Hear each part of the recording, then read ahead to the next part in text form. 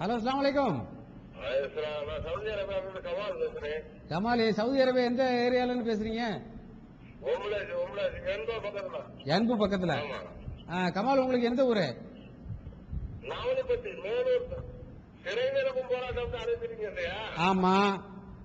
இந்த போராட்டத்துல ஆண்கள் பெண்கள் அனைவரும் கலந்து கொண்டு பண்றீங்க. ஆமா. இப்ப அந்த மாதிரி கலந்து கொண்டு போகும்போது பெண்களுக்கு நம்ம பாதுகாப்பு கொடுக்க முடியாது இல்லையா? சரி.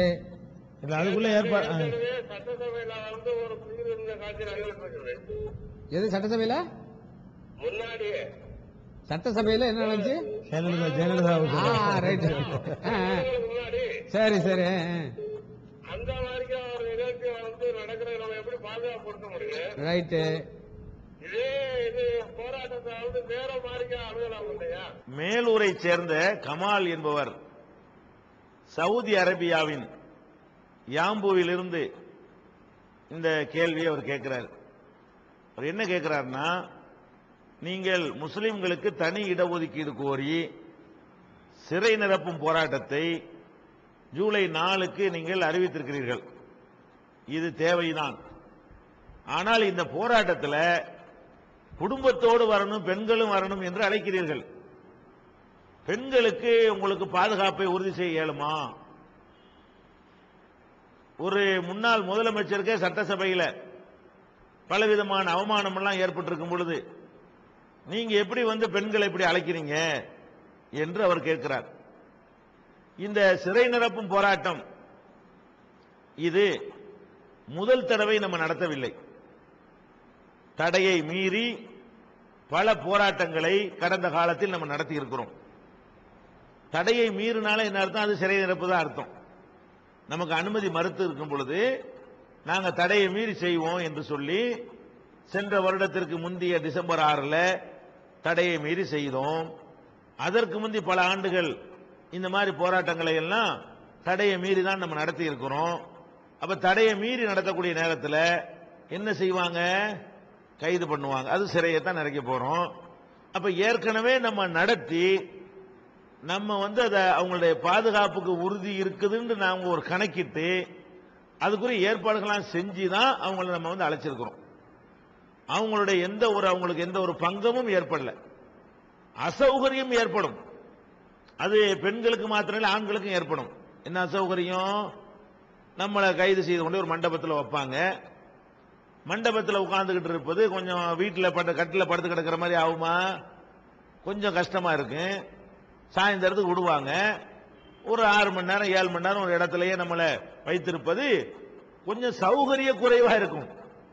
இது பெண்களுக்கு சௌகரிய குறைவா இருக்கும், ஆண்களுக்கு சௌகரிய குறைவா இருக்கும். இந்த சௌகரிய குறைவு எதுக்காக வேண்டி?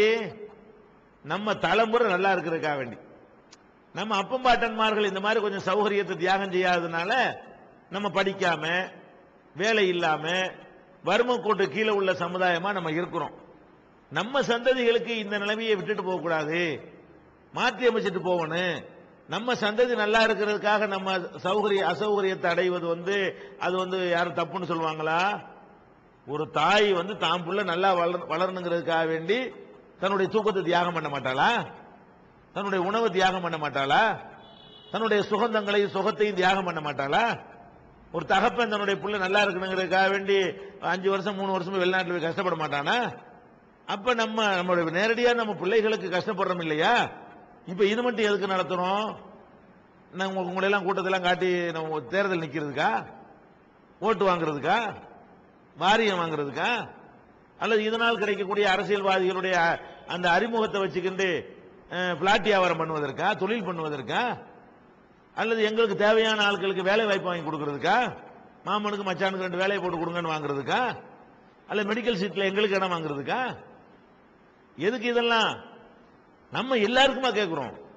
ஒட்டுமொத்த சமுதாயத்தை கேட்கும் பொழுது அதனுடைய இடஒதுக்கீடு கிடைத்து விடுமையானால் அந்த தாய்மார்களுடைய பிள்ளைகள் தான் படிக்க போகுதுவோ, காசு இல்லாம செலவு இல்லாம மெரிட்ல தகுதியில இதுதானே கேட்கிறோம். வெளிநாட்டில் போய் கஷ்டப்படாம உள்நாட்டில் வேலை வாய்ப்பை பெறப்போகுதுங்க. அப்ப இது நீங்க அசௌகரியம் தான் ஏற்படுமே தவிர அசௌகரியம் ஏற்படாதெல்லாம் நாங்க கேரண்டி தர இயலாது. கும்பகோணத்தில் 10 லட்சம் முஸ்லீம்கள் குழுமணும்னு சொன்னா தாகத்தில் அசௌகரியம் ஏற்பட்டுச்சு, உணவுக்கு அசௌகரியம் ஏற்பட்டுச்சு, அப்படியே வெயில்னால் அசௌகரியம் ஏற்பட்டுச்சு. அசௌகரியம் சந்திக்காம தியாகம் பண்ணாம ஒரு பெரிய கோரிக்கை வென்றெடுக்க முடியும்? அப்படின்னா வீட்டுல உட்கார்ந்துட்டு தான் இருக்க வேண்டியதான். நம்ம பிள்ளைகளுக்கும் இதே பரிசா விட்டுட்டு போக வேண்டியதான்.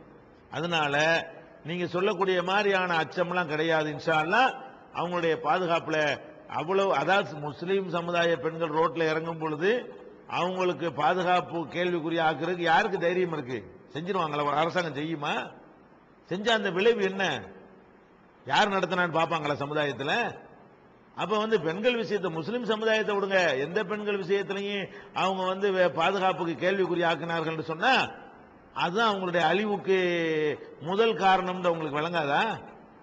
அதெல்லாம் நாங்க கணக்கிட்டு தான் இன்ஷா அல்லாஹ் செஞ்சிருக்கிறோம். இது இன்ஷா அல்லாஹ் பாதுகாப்போட நல்லபடியா நடக்கும்.